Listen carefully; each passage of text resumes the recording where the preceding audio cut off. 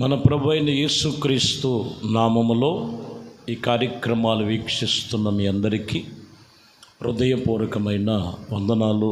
మా పరమ యెరూషలేం మినిస్ట్రీస్ ద్వారా గమనించండి. దేవుని వాక్యము మనము ఈ పూట ధ్యానించుకుందాం. పరిశుద్ధ గ్రంథములో కీర్తనకారుడు రాసిన కీర్తన గ్రంథములో 93వ కీర్తన 5వ వచనాన్ని చదువుతున్నాం.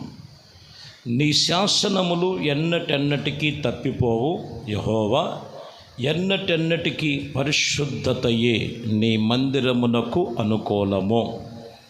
చూడండి, దేవుని మందిరమును, దేవుని సన్నిధిలో ఆయనను వెంబడించుచు ఆయన యందు భయభక్తులు కలిగిన వారు గమనించాలి. ఆయన సన్నిధిలో ఎన్ని చేసినా ఏం చేసినా అనుకూలమని అనుకుంటున్నారు. ప్రాముఖ్యముగా ఇక్కడ చెప్పే మాట, నీ శాసనములు ఎన్నటెన్నటికీ తప్పిపోవు, ఎన్నటెన్నటికీ ఆయన మందిరమునకు వెళ్ళేవారికి పరిశుద్ధతయే దేవునికి అనుకూలం. ఈరోజు నిన్ను నీవు ఆత్మ సంబంధముగా పరిశుద్ధపరచుకోవటమే దేవుడికి అనుకూలం. కొందరిని మనం చూస్తే అనుకూలముగా వారికి మాకిది జరిగితే మేము ఒక మొక్కుబడి చెల్లించుకుంటాం, మాకిది జరిగితే మేమేదో ఇదిలాగా కానుకించుకుంటాం, మాకిది జరిగితే. చూడండి, ఆశ వేరు, దేవుడి మీదే ఆశ పెట్టుకుంటాం వేరు. ఆశ అనేది వారికి కొన్ని కోరికలు ఉన్నవి, ఆశించినవి దొరికినప్పుడు అక్కడి వరకే వాళ్ళ మొక్కుతో అక్కడతో ముగించబడుతుంది. దేవుడి మీదే డిపెండ్ అవటం అంటే ఇది పరిశుద్ధతలో ఉంటేనే కానీ దేవుడి మీద ఆశ కలిగి జీవించే జీవితం కలిగి ఉంటాం. కాబట్టి ఇక్కడ మనం గమనించాలి, మొదటిగా దేవునికి అనుకూలమైనది అనే అంశంలో పరిశుద్ధతగా ఉండుటయే దేవునికి అనుకూలం.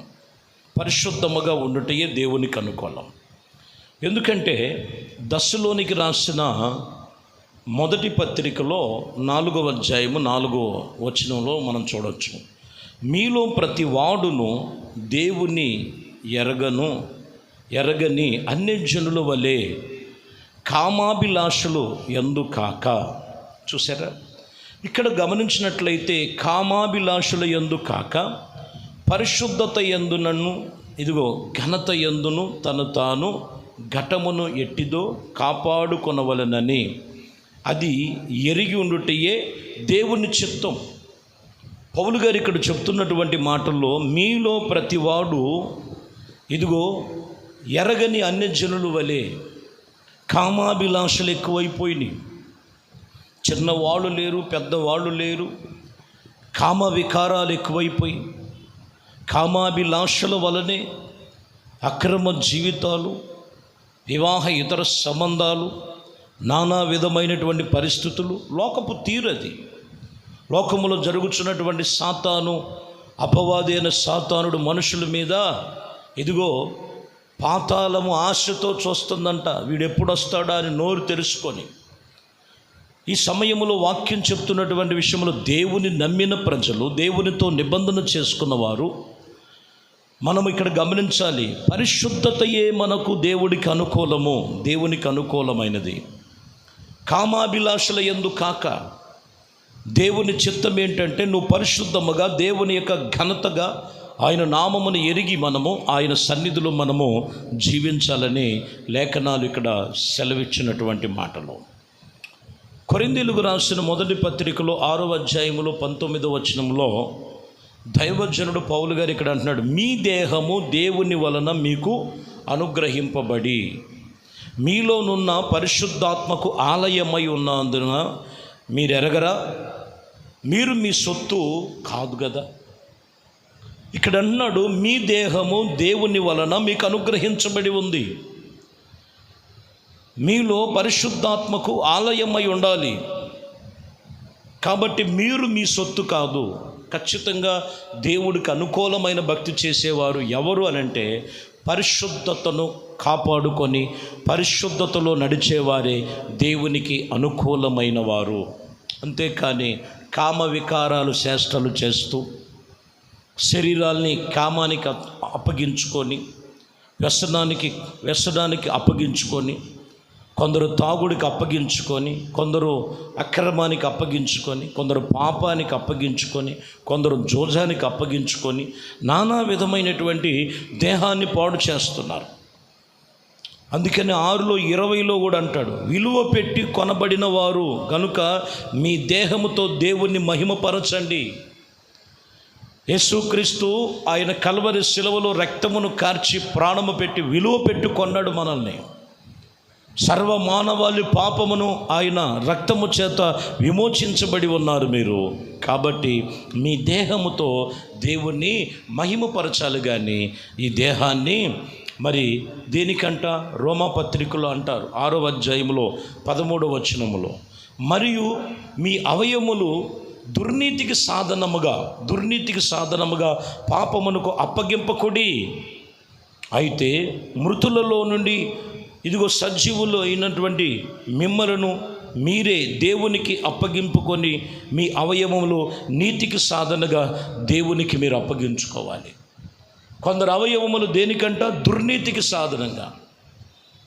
చూడకూడని చూడటం వల్ల కళ్ళు పాడైపోతున్నాయి, వినకూడని వినటం వల్ల చెవులు పాడైపోతున్నాయి, చేయకూడని పనులు చేయటం వల్ల చేతులు పాడైపోతుంది. ఇంకా కూడా ఇలాగ మనం చూస్తే మీ అవయవములన్నీ కూడా దుర్నీతికి సాధనంగా కాదు, మంచి అనేది మనం గమనించినట్లయితే సజీవుడైన యేసుక్రీస్తునకు మీ అవయవములు నీతికి సాధనగా మీరు దేవునికి అప్పగించుకోవాలి. ప్రియమైన దేవుని బిడ్డలారా, వాక్యం చెప్తున్న మాట అది. దేవునికి సాధనగా నువ్వు అప్పగించుకోవాలి, వాక్యం చెప్తున్న మాట. కాబట్టి నీవు వాక్యములో వింటున్నటువంటి విషయంలో అవయవములో ఏవి నీ మీద ఏలుబడి చేస్తున్నాయి? ఈరోజు చెబుతున్న మాట, పరిశుద్ధతగా నీవు అనుసరించటయే దేవునికి అనుకూలం. పరిశుద్ధతలో నువ్వు నడుచుకున్నటయే దేవునికి అనుకూలం. దేవుని మందిరానికి వస్తున్నానని అనుకుంటున్నావు. నువ్వెంత పరిశుద్ధపరచబడి ఉన్నావు. నీ అవయములు నీతికి స్వాధీనముగా, నీతికి దాసత్వముగా దేవుని సన్నిధిలో ఇదిగో నువ్వు సాధకముగా నువ్వు వాడబడుతున్నావో వాక్యం ఇక్కడ చెప్తున్నటువంటి మాట. రోమేలుకు రాసిన పత్రికలో 12వ అధ్యాయము 1వ వచనములో చూడండి. కాబట్టి సహోదరులారా, పరిశుద్ధమైన దేవునికి అనుకూలమైన సజీవ యాగముగా మీ శరీరములు ఆయనకు సమర్పించుకున్నట్టే దేవుని వాత్సల్యతను బట్టి మిమ్మల్ని బ్రతిమలాడుకొనుచున్నాను. ఇట్టి సేవ మీకు ఎంతో యుక్తమైనది. ఇట్టి సేవ దేవునికి యుక్తమైనదండి. పరిశుద్ధ యాగముగా మనము దేవునికి అనుకూలముగా మీ శరీరములు ఆయన వాక్యమునకు మనము అప్పగించుకొని తాము పరిశుద్ధపరచుకోవాలి. కింద వచనాల్లో ఉంటే, మీరు ఈ లోక మర్యాదలు అనుసరించక ఉత్తమమైనది, అనుకూలమైన, సంపూర్ణమైన దేవుని చిత్తమును పరీక్షించి తెలుసుకున్నటకు మీ మనస్సును మార్చుకొని నూతన మగునట్లుగా రూపాంతరం అనే పొందే అనుభవంలోనికి రావాలి. లోక మర్యాదలు ఎక్కువైపోయినాయి. ఇప్పుడు వాళ్ళు చేస్తున్నారు, వీళ్ళు చేస్తున్నారు. వాళ్ళ గెటప్ ఏంటో, వీళ్ళ ఆలోచనలు ఏంటో, వాళ్ళ రూపం ఏంటో, వాళ్ళ తలంపులేంటో, వారి యొక్క తీర్మానాలు ఏంటో. దేవునికి యుక్తమైన సేవ ఏంటో తెలుసా? నిన్ను నీవు పరిశుద్ధపరుచుకొని మీ శరీరము నీతికి సాధనగా దేవునికి అనుకూలముగా సజీవ యాగముగా సమర్పించుకొని దేవుని సన్నిధిలో తమ అవయములను సర్వ శరీరములో ప్రాణ ఆత్మ దేహముతో ప్రభువుని మనము ఆయనకు అప్పగించుకొని పరిశుద్ధమైనటువంటి జీవితము జీవించుటయే దేవునికి అనుకూలమైనదని వాక్యం ఇక్కడ చెబుతున్నటువంటి సత్యమును మనం తెలుసుకోవాలి. ఇంకొక మాటను మనం గమనించినట్లయితే, ప్రియమైన దేవుని బిడ్డలారా, పేతురు రాసిన మొదటి పత్రికలో 2వ అధ్యాయము 5వ వచనములో మనం చదువుతున్నాం. యేసుక్రీస్తు దేవునికి అనుకూలమగు ఆత్మ సంబంధమైన బలులు అర్పించుటకు పరిశుద్ధ యాజకులుగాను ఉండినట్లు మీరు సజీవమైన రాళ్ళుగా ఉండినట్లుగా ఆత్మ సంబంధమైన మందిరముగా కట్టబడాలి. ఆత్మ సంబంధమైన మందిరముగా మీరు కట్టబడాలని వాక్యం ఇక్కడ చెప్తున్నటువంటి విషయములో, సజీవ యాగముగా దేవునికి అనుకూలముగా దేవుని సన్నిధిలో వీరు నడుచుకోవలసినటువంటి నియమ నిబంధనలు ఇక్కడ చెప్తున్న మాట. మనమే ఆత్మ సంబంధమైన మందిరముగా కట్టబడాలి. దేవునికి ఇది అనుకూలమైనది. దేవునికి సజీవ యాగముగా దేవుని సన్నిధిలో మనము సమర్పణ కలిగి ప్రభుతో నిబంధన చేసుకోవలసిన వారమై ఉన్నాం. రోమాపత్రికలో 15వ అధ్యాయములో కూడా 15వ వచనములో కూడా మనం చూస్తే, అయినను అన్యజనులలో అన్యజనులు అన్ని అర్పణలు పరిశుద్ధ వలన పరిశుద్ధపరచబడి ప్రీతికరమగునట్లు నేను సువార్త విషయములో యాజక ధర్మము జరిగించుచు దేవుని చేత నాకు అనుగ్రహింపబడినది. చూడండి, సువార్త విషయములే కానీ, పరిశుద్ధతలో కానీ, దేవుని పని జరిగించటములో కానీ దైవజనుడు పౌలు చూడండి, ఇదిగో దేవుడి చేత నాకు అనుగ్రహించబడింది, దేవుడి చేత నీకు ఇవ్వబడి ఉన్నది. నువ్వు విశ్వాసివి కావచ్చు, సంఘ పెద్దవి కావచ్చు, సంఘ కాపరులు కావచ్చు, ఇది దేవుడి చేత ఇవ్వబడి ఉన్నది. దేవుడి చేత ఇవ్వబడినది దేవునికి అనుకూలముగా మనం జరిగించాలి. దేవునికి అనుకూలముగా జరిగించవలసిందే. ఇట్టి సేవ దేవునికి అనుకూలము.